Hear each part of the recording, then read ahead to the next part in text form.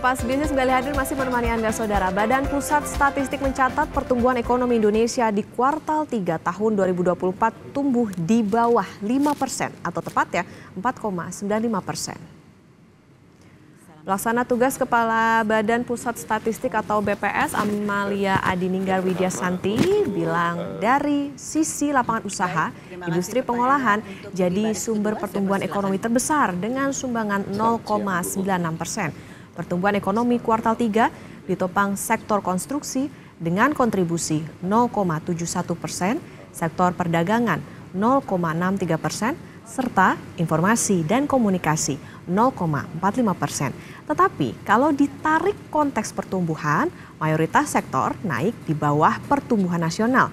Hanya konstruksi dan lain-lain yang tumbuh di atas kenaikan nasional kuartal 3 2024. Jika dilihat dari sumber pertumbuhan, maka pada triwulan 3 2024, industri pengolahan menjadi sumber pertumbuhan terbesar, yaitu sebesar 0,96%.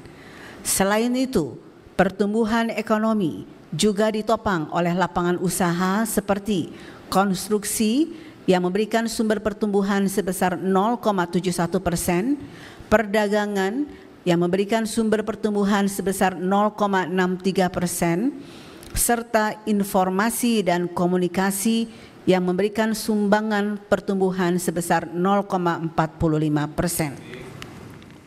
Jika kita lihat data yang dirilis Badan Pusat Statistik sepanjang tahun 2024, untuk pertama kali Saudara, pertumbuhan ekonomi Indonesia berada di bawah 5%. Pada kuartal pertama tahun 2024, pertumbuhan ekonomi Indonesia berada di angka 5,11%. Di kuartal kedua, ekonomi Indonesia bergerak melemah ke angka 5,05%. Pelemahan terus berlanjut di kuartal 3, yakni di angka 4,95%.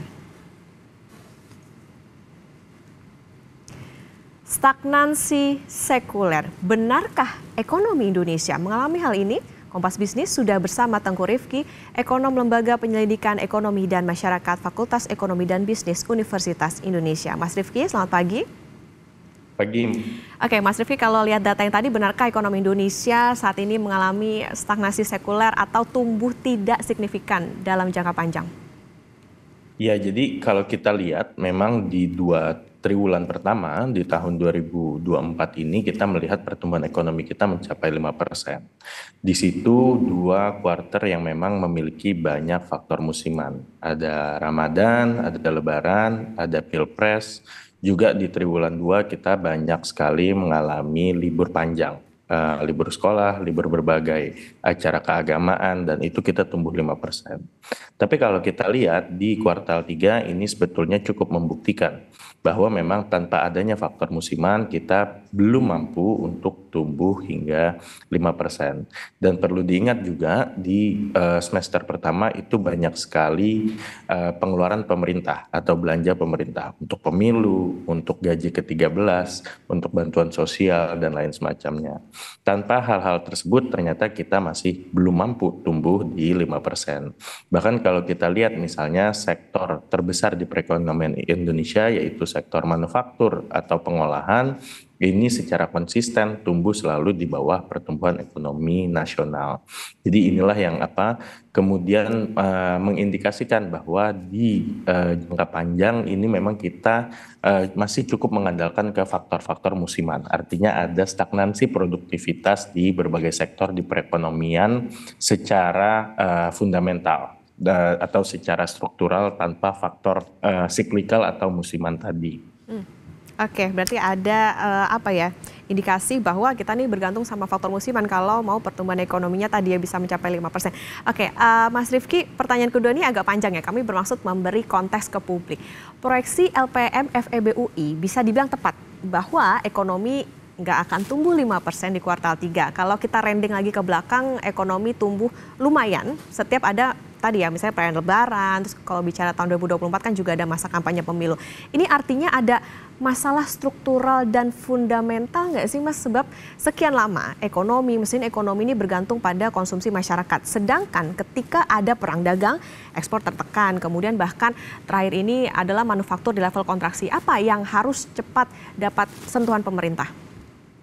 Saya rasa yang paling krusial perlu dilakukan oleh pemerintah adalah peningkatan produktivitas. Produktivitas ini munculnya dari mana? Dari dunia usaha. Jadi kalau kita lihat misalnya beberapa waktu belakangan ini kan banyak sekali terjadi PHK massal atau bahkan pabrik-pabrik yang tutup. Nah, ini menunjukkan bahwa produk-produk kita tidak mampu bersaing, baik di pasar domestik bersaing dengan produk impor maupun di pasar internasional atau untuk pasar ekspor.